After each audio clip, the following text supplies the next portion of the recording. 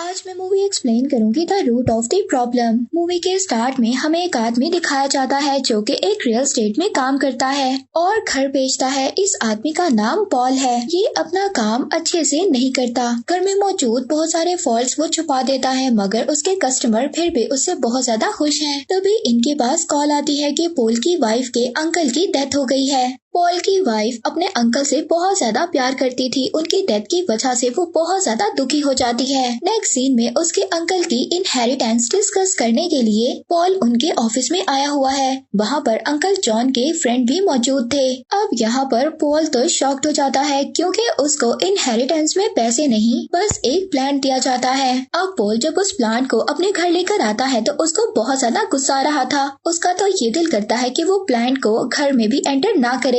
हम पॉल और उसकी वाइफ को देखते हैं जो बहुत ज्यादा परेशान है क्योंकि उन दोनों ने तो ये एक्सपेक्ट किया था कि इनके अंकल विरासत में इनके लिए बहुत ज्यादा पैसे और प्रॉपर्टी छोड़कर जाएंगे, मगर इन्हें क्या मिला? इन्हें तो सिर्फ एक प्लांट मिला। अगले दिन ये अपने बेटे को भी डांट रहा होता है कि वो अपने फ्रेंड को फ्रूट क्यों खिलाता है। पॉल की एक बेटी भी है जो अपने फादर के इस रवैये की वजह से बहुत ज्यादा फेडअप हो चुकी है। इसके बाद पॉल को हम उसके घर पर देखते हैं जो कुछ टाइम निकालने के बाद उस पौधे को पानी दे देता है, मगर जैसे ही ये इस पौधे को पानी देता है तो इसे पता चलता है कि ये पौधा तो मनी हार्वेस्ट करता है। अब ये खड़े खड़े इस पौधे से $100 ले लेता है।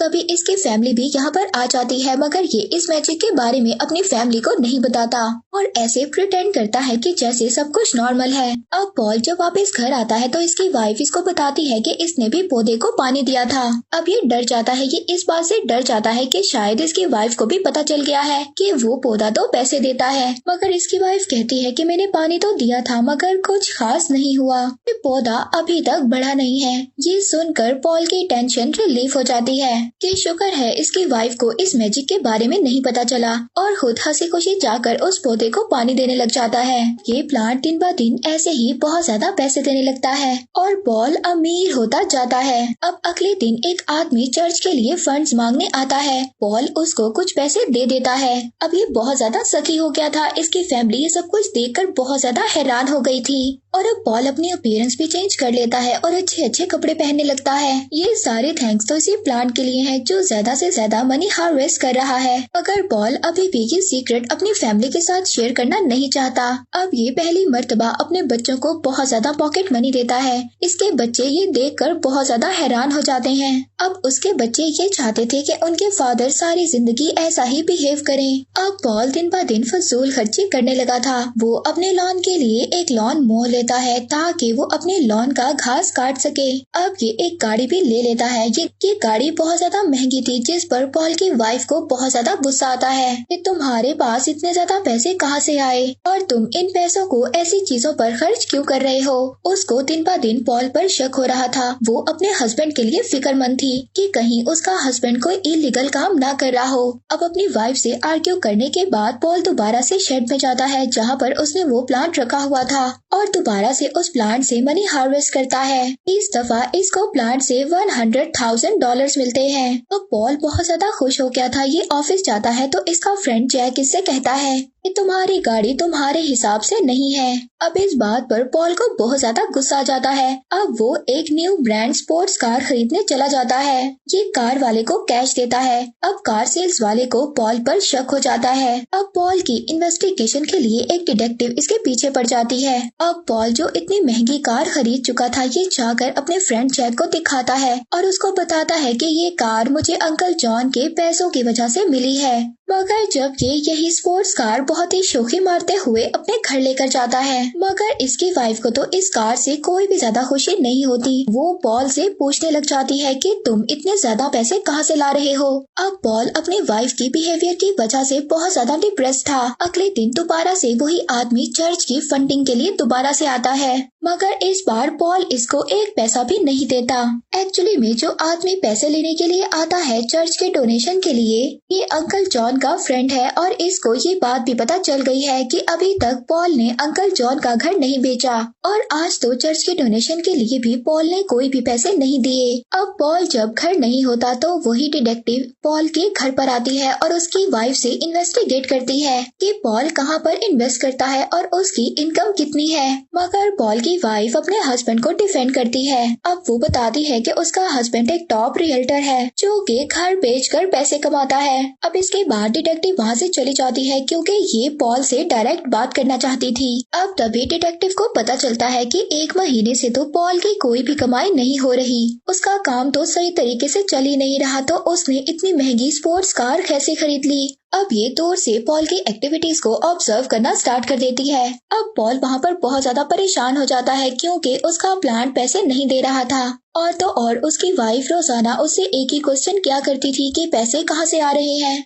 जिसकी वजह से वो बहुत ज्यादा डिप्रेस्ड हो गया था। इसके बाद पॉल अंकल जॉन के फ्रेंड के ऑफिस जाता है और उनको चर्च के लिए बहुत सारी मनी भी देता है। अब अंकल जॉन का फ्रेंड पॉल को बताता है कि लोगों की ज्यादा से ज्यादा मदद किया करो। पॉल को एडवाइस करते हैं कि सखी हो जाओ। ये बात पॉल को बहुत ज्यादा पसंद आती है और वो बहुत सारे पैसे चर्च की फंडिंग के लिए देकर चला जाता है। तभी डिटेक्टिव जो कि पॉल का पीछा कर रही थी वो भी ऑफिस पहुंच जाती है।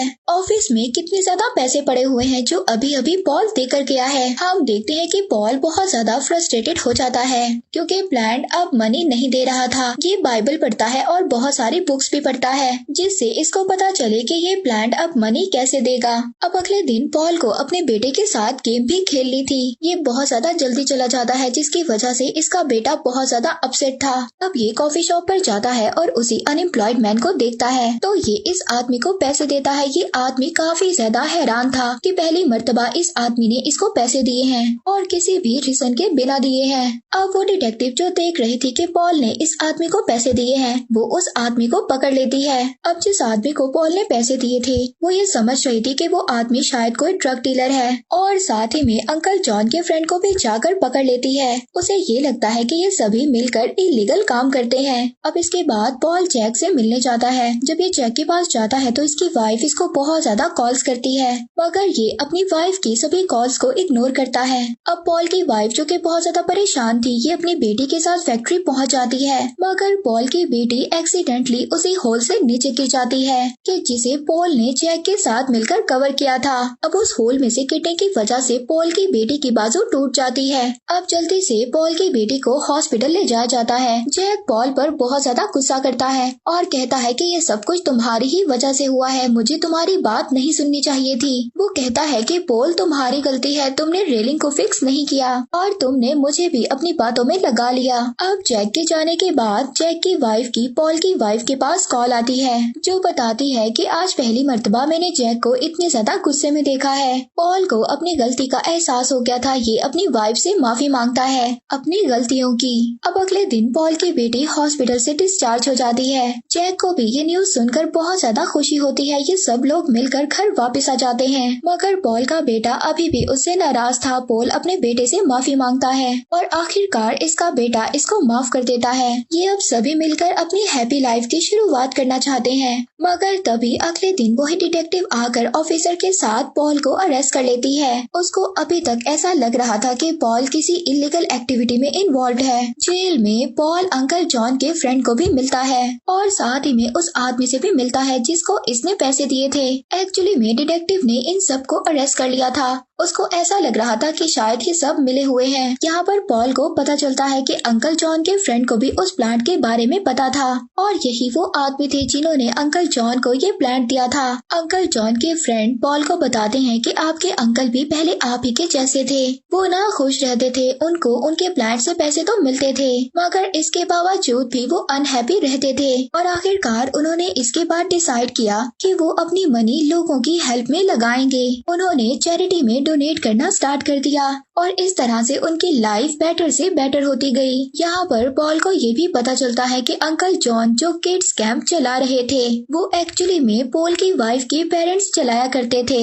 अब इसके बाद इन लोगों को रिहा कर दिया जाता है जैक की बात पर क्योंकि जैक कहता है कि ये सारे पैसे इनको फैक्ट्री सेल करने से मिले हैं। वो बताता है कि मैंने पॉल को कमीशन दिया था फैक्ट्री को सेल करने पर और इस तरह से पॉल आजाद हो जाता है। पॉल अब किड्स कैंप की एक्टिविटी में इन्वॉल्व होने का डिसाइड करता है और अपनी brands new sports car kids camp के लिए डोनेट कर देता है। सब लोग बहुत ज्यादा खुश हो जाते हैं, स्पेशली जैक और ग्रेस। उन्हें पॉल पर फख्र था। मूवी के लास्ट सीन में हमें दिखाया जाता है पॉल अपनी फैमिली के साथ वेकेशंस पर जा रहा है, जबकि उसका वो प्लान अंकल जॉन के फ्रेंड ने वापस ले लिया था और अब वो उन्हीं के पास रहेगा।